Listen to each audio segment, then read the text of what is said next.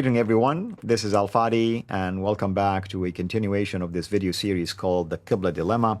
Last time we began to explore and respond to some of the objections raised against the data collected by our brother Dan Gibson, and we started it with one objection by Dr. David King's. And today we're going to continue with another objection related to Dr. King as well. With me here virtually in studios, our dear brother Dan Gibson. Dan, welcome back. Okay, thank you. Yeah, we're talking about Dr. David King and his explanation, which was that randomly people picked things up and went back. So it's a question of randomness versus direction or purpose, or there's some systematic something happening with these Qiblas. Right. And so it's very interesting that two scholarly papers have now been written on this topic.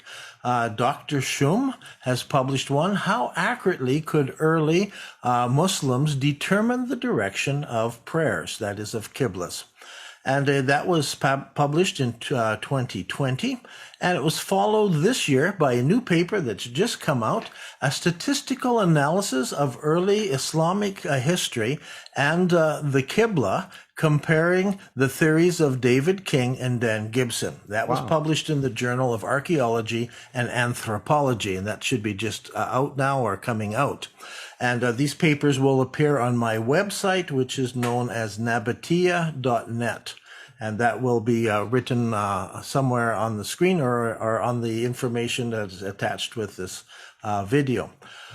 In conclusion, let me sum up Dr. King's argument this way, that Muslims of the 5th, 6th, 7th centuries, he said, did not have the ability to accurately determine a Qibla direction. It was guesswork.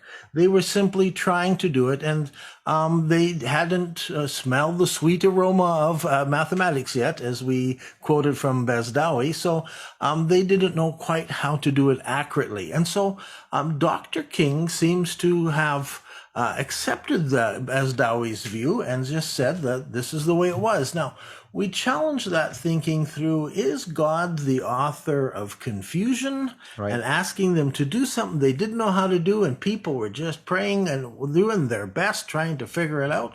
Or does it mean that Qibla doesn't matter? As some people have tried to say, well, the Qibla is east or west, it's somewhere in between. And so they use that rather vague statement to try to make it out that maybe it doesn't matter in what direction you pray. Or did something happen? Was there something systematically going on that they could set their Qibla direction? And Dr. King challenged me in his papers, and he said, so explain how they did it before they had mathematics. And so in response to that, I found the answer, and the easiest way to find answers is to go to Dr. King's own writings, because he's written over 200 papers, and he mentions all kinds of people. Go back to al-Bezdawi and see what he says as well about how he thought they did it. And there's others. I've got al-Battani. He's written from Syria. He explains the earlier method, and so do others, and we'll put that at the bottom of the screen, or for people if you want to know, or come to my website, and we've got all the bibliographies there. This method was known as the Indian Circle method. That's what it became known as later. It's described on my website, in my videos. I have videos on all of this. Now, what is interesting is that when I wanted to know how to figure out where the Qibla was, I was looking at history from back going forward. So I arrived at early Islamic history, but I started way back with the Nabateans and in Arabian history.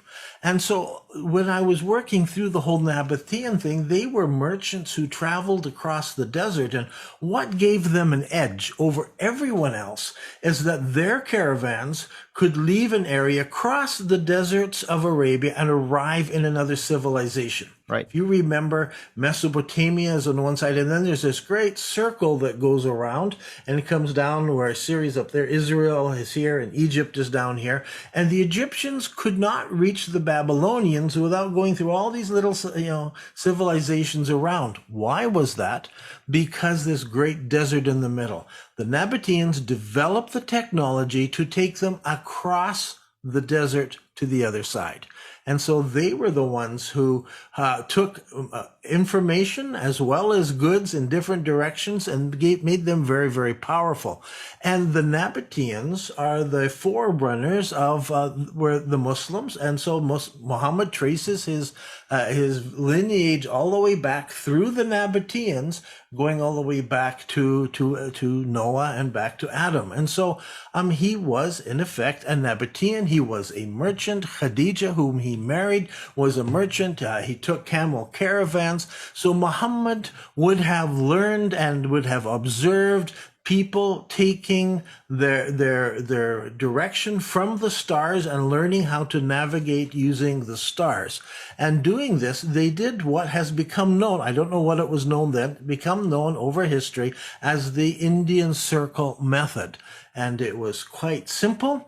They would establish a pole. They would start by putting a pole in the ground, watching the shadow of that pole for a little while, and the Right. shadow moves in a straight line, and you could mark out north, south, or you could do a very quick measurement to get east and west, and you started with north, south, east, and west. And then they would calculate the place that they're going to and where they are now. And they would make just two calculations, and they would come up with the direction they were going. And that had been lost over history. And so people remembered one because they simply measured the height of the North Star. They measured it with their fingers, or later they had instruments that they could measure up, and they called those zams. And so many footsteps would move you one zam north. And so they knew how many steps moved a zam. And so they measured everything in steps, and they walked across the desert in steps. And they counted as they went. And to make counting easier, they would often tell poetry of a known length. And so as they're walking along, they're like talking away, giving this poetry. It's got rhythm.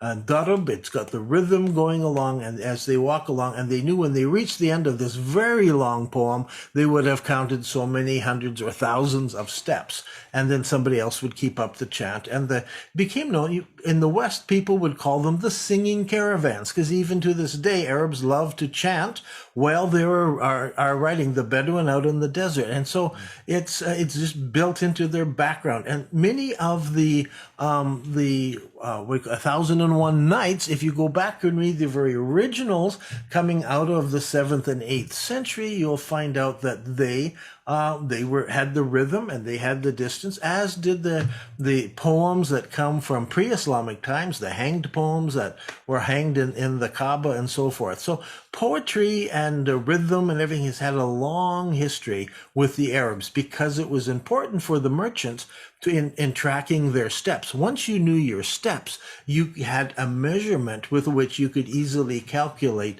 where you were going and how far and what direction you could get there. This was known as the Indian Circle method. I'm not describing it in this video. I have videos on my website. We go through that whole data and look at it. So there are explanations that it can be calculated. They did calculate it. Now, the one thing that was wrong with the Indian Circle method is that it did not take into calculation the curvature of the Earth. Right. And so the farther out you went, the more off it got. Now, we tested this to see how far do you get, and we found out that if you're standing in Jordan, and you wanted to get all the way out to Morocco, and you wanted to get that direction, you could be out as much as 10 degrees. But you would be within that accuracy if you wanted to go the other direction. And so the Indian Circle method was not perfect. But what we did, and we have put our data on the internet, something called the Qibla tool, and we'll put that on the internet as well. It's on my website. You can go on and you can look at all of these mosques, and you can see the calculations made. We got the computer to make the calculations using spherical geometry, just like modern. And then we have the computer do the calculations using the Indian circle method. And then you can compare them and that actually explains why some mosques are out by several degrees, is because they were using the Indian circle method. It's much closer to where the mosque actually faces than to where if they had had spherical geometry, which they didn't develop until Bezdawi's time and after that. So there is a method. The technology was there for them to use. It is historically noted by different historians that it existed, but they had forgotten that the Arabs could count the steps. This was something that wasn't remembered, and so the Muslims by al-Bazdawi's time, they couldn't figure out. They had the Indian, they would draw the circle, put the point in the middle, put the other things in, but they didn't know how they got to their conclusion, and that's because they had forgotten it. I first discovered it by reading Roman history, reading the Roman historians, and there you have Roman historians saying those silly Arabs, they count their steps. They knew that from down in Yemen, and they give the place Kataban in Yemen, up all the way up to Gaza was 3,650,000 steps. And that's noted all the way back in Roman times, way 500 years, 600 years previous to the rise of Islam. They knew the Arabs already then counted their steps, and they knew steps all across the desert, how far it was between all these different places by the steps that they counted. So Dr. King is going, how could they do it? You can't explain it. Well, actually, history explains it for us, how they did it, and it is perfectly possible. And so Dr. King's objections that it can't be explained, we don't know, is answered all by these early Islamic writers and even by a Roman historian who explains that it was possible for them to accurately chart across the desert. So the last question we have to ask ourselves is, if they could accurately, measure and get their Qiblas right, why did they face in Africa, down in Africa? Why did the earliest ones face Petra?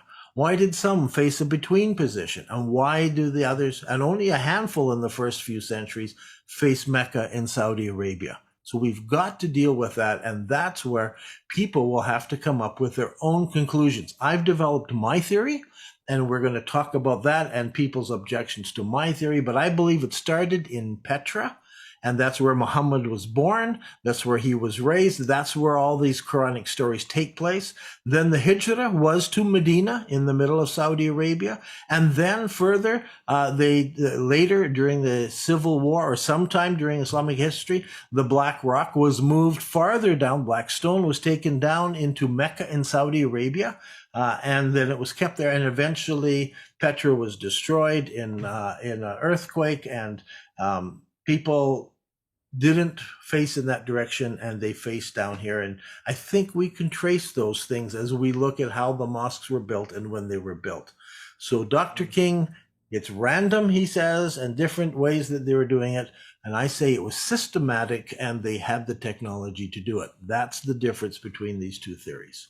Absolutely, I would agree with you. And of course, his own explanation kind of like goes counters what our Muslim friends wants to tell us, that there was a lot of advancement that Islam brought into the scene, that the Muslims knew what they were doing.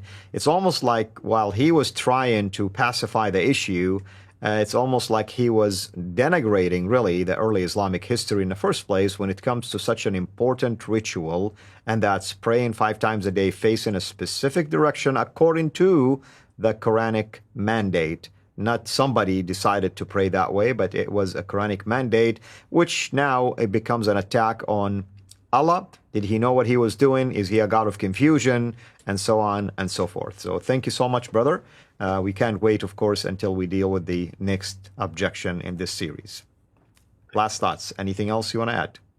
I think that's it. I think we're done with Dr. King, and we will move on now to other objections about my theory and people saying it can't be Petra because of this, or it cannot be Petra because of that. Wonderful. Thank you so much. Thank you everyone for joining us. Until next time, have a blessed day.